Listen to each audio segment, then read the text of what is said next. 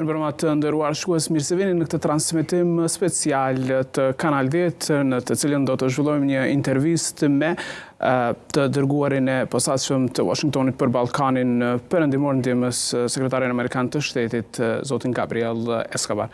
Mr. Escobar, thank you very much for talking to Channel 10. Thank you. How has your day been so far? What's the purpose of your visit? You've been recently and you're again here. Well, the purpose of the visit is twofold. First of all, I want to have regular consultations with the government of Kosovo. Kosovo is an important partner, and the situation in Europe is dire. And we want to make sure that we maintain unity with all our European partners on the way forward on what's happening on this continent. That's the first part. The other part is to encourage them to make progress on the dialogue. There's a new momentum in the dialogue, and I think both Serbia and Kosovo have to take advantage of that, especially in light of what's happening in the rest of the continent. Before talking about the final agreement, the deadline for car plates is looming. It's less than 10 days. I guess you talked about that with President Osmani and Prime Minister Kurti. Is there a solution? Because, as you might know, just 10 local Serbs exchanged their plates. Well, look, I want to start by saying that it is Kosovo's right to implement this. However, we want to implement it in a way that is peaceful, that it doesn't raise tensions, and doesn't distract us from some of the things that we need to do. So it's no secret that we have asked for a longer implementation period, up to another 10 months. So I'd like to see that. This is something that not just the United States is asking, but the entire Quint is asking. And personally, because we are the countries that support Kosovo the most, we think it's important that when we make recommendations that people listen to them. Did you get any commitment from President Osmani and Prime Minister Kurti? We did not. So I'm still waiting for that, and I know that there will be others from the Quint who will visit, and Mr. Lajčák who will visit. I want to make sure that that when the people who are negotiating this come, that they do hear a positive response. I think that's very important. So you have a formal request for Kosovo government to postpone the implementation of the car plates for next 10 months. Well, look, this is our support for the dialogue. I want to make it very clear. The United States is not part of the dialogue. The dialogue is EU facilitated. So the formal requests on the dialogue come from the European Union and the European Union Special Representative. Now, if he does make a formal request, we fully support it. And you have just less than 10 days for Kosovo government to respond to that. But your aim is to avoid what happened on Thursday, 1st of July, the tensions in the north. That's right. And in fact, it's beyond that. Right now, with what's happening in Europe, what we don't need tensions in the Balkans. So we were very disappointed with the initial results of the discussions in Brussels in July, and we want to avoid a repeat of that. What we don't want is that the engagement of the special representatives, myself included, be geared at problem solving and crisis management. We need to think strategically about how Europe maintains its unity, how Europe expresses its values, and how Europe welcomes the countries of the Western Balkans into the European Union. That's the goal of the dialogue, and that's really where we need to focus our attention, not on number plates, not on IDs, but on the bigger issues that are facing all of us. Will you be part of any new meeting between President Vučić of Serbia and Prime Minister Kurti in Brussels during these next days in order to avoid the same scenario of July? I don't know. I hope that it will not be necessary. But it's up to Kosovo to take action. Yeah, actually it is.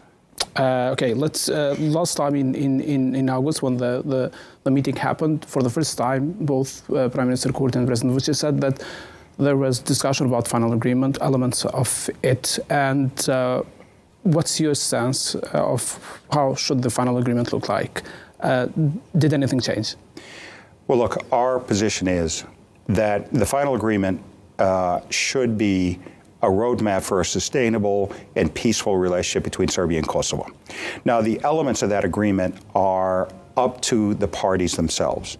That is, Up to now, every word of the agreements have been written by Serbia and Kosovo, facilitated by the European Union and supported by the United States. Now, it's very likely that that Europe will start to contribute to the thinking on how that agreement should look. We won't, but we will support it fully. And we will make sure that whatever comes out of that does not affect Kosovo's independence, sovereignty, or functionality. Why will not U.S. put efforts to what the final agreement Well, look because like? it is up to Kosovo and Serbia to determine what the future of their relationship looks like, facilitated and supported by the European Union. It has to be a European-led process. You are in Europe. Your aspirations for both countries is to be members of the European Union. And when that process is over, what it would unlock for you is a brighter economic and political future. So we fully support that. But we also support the full integration of Kosovo into transatlantic structures as well, where we have a voice. But for now, I think that it's important to focus on the dialogue. And this is a process led by France and Germany. And as you have seen, there is this proposal that is making rounds in the media about a possible final agreement, which would include Kosovo joining UN, but not a formal recognition from Serbia. What's your stance about that? Our position is that whatever the these European countries suggest through the dialogue must be taken seriously. We will support it. And we do think that, as it's been explained to us, this proposal would unlock closer engagement and closer integration of Kosovo and potentially Serbia into Euro-Atlantic structures. So this is something you support, the French-German proposal about Kosovo joining UN. It is something that U.S. fully supports. Fully supports. And I have to add, we've always supported Kosovo's recognition as an independent sovereign state. And we would welcome them in the UN, and we'd welcome them in any other European structures. But U.S. always talked about mutual recognition, Mr. Escobar. Serbia recognizing Kosovo. So you think that if we get to UN, then a formal recognition from Serbia is not needed? Well, I think at some point recognition will likely happen, will have to happen. The question is the timing of when that recognition happens. But what's more important for Kosovo is that you start your path and start a more sustainable path to integration into international structures, including recognition by the 5 remaining non-recognizers. That's more important than anything else that you can get out of any process. Will that also open the way for Kosovo to join NATO as well? I hope so. I hope so, because right now, as it stands, you have 5 non-recognizers in the European Union, 4 of which are in NATO. Now, NATO is a consensus-based organization. So without their support, it'll be very difficult for Kosovo to join NATO. So Europe has laid out a path for Kosovo's integration. That path is the EU-facilitated dialogue. That's why we fully support what the dialogue is doing, and we fully support that Kosovo take the process seriously and take the recommendations of the countries that have supported Kosovo throughout this struggle very seriously. But you've probably seen there is resistance from Kosovo. Prime Minister Kurti, President Osmani don't even recognize there's such a proposal. They say it's not official, it's just, making rounds in the media. For a long time, they refuted the proposal. Is your advice to them to take this seriously? Is this the way for Kosovo, the only way right now for Kosovo to get the international recognition it needs? If the European Union, through the dialogue, makes a proposal, it must be taken seriously. That's our position. But this is also opposed by Serbia. President Vučić says that they will never allow Kosovo to join UN. I also encourage Serbia, if there is a proposal through the dialogue, they must take it seriously. Now, the details of that is up to the negotiators and up to the facilitator and the EU special rep. So our encouragement is political support for this process. But you insist that this is something that has to be led by Europeans. Here in Kosovo, people would want for an agreement to be signed at the White House, actually, for U.S. to be as a main guarantor of the agreement. We will participate in any structure that guarantees security and stability in the region. Now, the negotiation part has to be European, because you have to meet European standards in order to unlock your European future. That doesn't mean the United States is taking a passive role. We're taking quite an active role. We're going to give it political support, financial support, technical support, and we're going to ensure that it works for Kosovo and Kosovo's Euro-Atlantic integration. Is there a time frame on how long this process will last? It's been 11 years of dialogue, and everyone wants for that to be finished. Are you hopeful that in this year, next year, both Kosovo and Serbia will respond to such a proposal? I have heard it characterized by our European colleagues as a question of weeks and not years. So I would, for the final agreement? For an agreement, for a way forward. So beyond that, it is up to the two parties and the facilitators to determine a timeline, but it should be quick. Now, realistically, in the context of what's going on, everybody needs to step up and create stability, not just in Europe, but in the region as well. So we would like to see Kosovo more aligned on the questions of regional stability, and this is the way that they can do it. Is there any connection of Kosovo refusing to join Open Balkans? Is it something you urge Kosovo to do? The United States supports all initiatives that bring the region closer together economically, including Open Balkans. But they have to be compliant with the Berlin process. They have to bring you closer to Europe. They have to have alignment with Europe, and it has to be open to all countries of the region without conditions. So it's up to Kosovo whether they want to join that. But I do believe that all elements of economic integration are going to help the region. And did you talk about the association of Serbian municipalities? Is it a condition before the final agreement is reached? Well, I think it's going to be an important element. So I think it's an existing commitment. I think it's important, and I think it should be fulfilled. Now, I talked this morning with the president about various ways in which Kosovo could shape that to be a win-win, both for the communities in the north and for Kosovo. But the important thing is that it has to be under the Constitution of Kosovo. It has to be compliant with the laws of Kosovo, and it cannot affect the functionality of Kosovo. But within that, there are many, many options, many European models that we can explore together that would make this a realistic possibility. So yes, we'd like to see it implemented. Any commitment from President Osmani or Prime Minister Kurti that they're going to do something about it? Well, we discussed some options and some models and some visions for that. I'm confident that they will, because it is, as I said, a signed commitment under the Brussels agreement. So Kosovo is fully aligned with European and U.S. Policy about Russia's invasion to Ukraine. There are sanctions, which Serbia is not. Are you pressuring Serbia to align, and are you happy with what Kosovo is doing about Ukraine?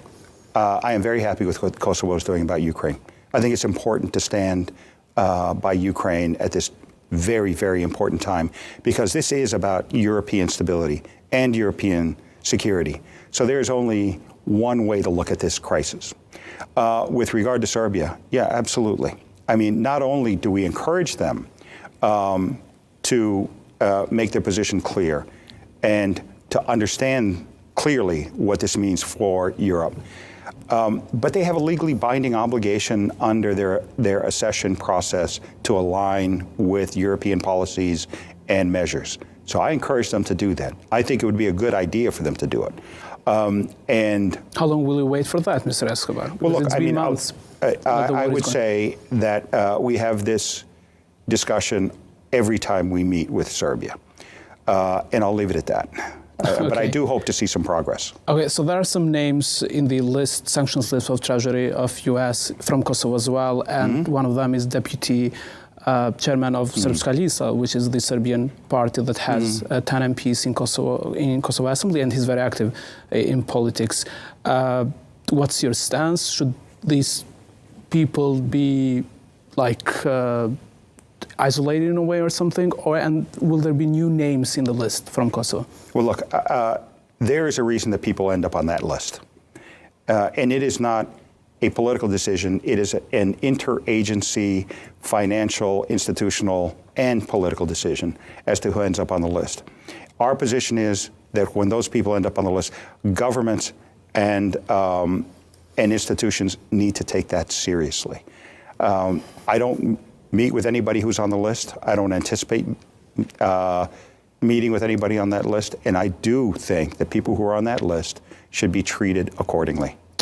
New names might come up. It is about corruption, about crimes. It is. Economic crimes. So new U.S. looks on the states and new names come up time after time, right? That's right.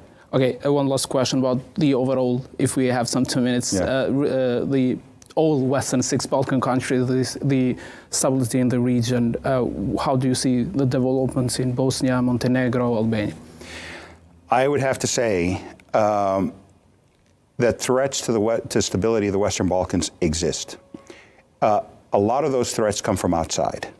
So we have to identify them, isolate them, and insulate our partners and our friends from the malign influence that's coming from outside.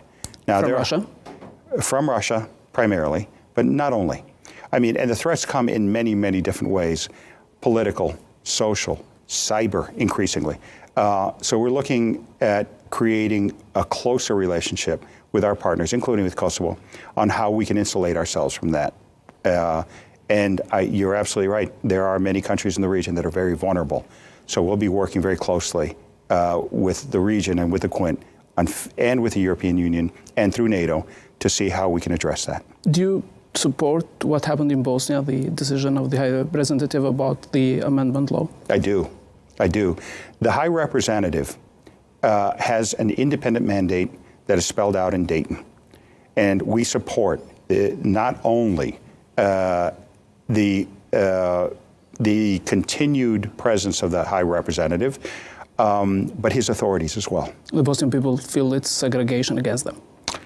Actually, it is not. It's a little more complex than that. There are still some structures within Dayton and within the Constitution that call for division and representation according to the principle of 3 constituent peoples and others. And it is in that limited space that he was directing his activities toward. Just 30 seconds more. Sure. If U.S. still supports the work of the specialist chambers, because there is an initiative of Prime Minister of Albania, Edi Rama, at the Council of Europe about the Dick Marty report, which led to the creation of specialist chambers. He wants the Council of Europe to, because there was no organ theft, he says, and there was no Yellow House in Albania. Do you support the work of specialist chambers? How do you see this initiative? We do. Now, more and more, prosecution of crimes that happened in the 90s should be action should be taken by domestic authorities, fairly and with due process. But I do still see the need for a specialist chamber and a residual mechanism from that tribunal. So yes, we support the specialist chamber. Thank you very much, Mr. Escobar, for talking to Channel 10. Thank you. Thank you. Ka qenë kjo intervista ekskluzive me zotin Escobar. Kalojmë linjën tek kushtërimi dhe debatin politiko për ato që sapo ka thënë zoti Escobar. Vazhdojmë së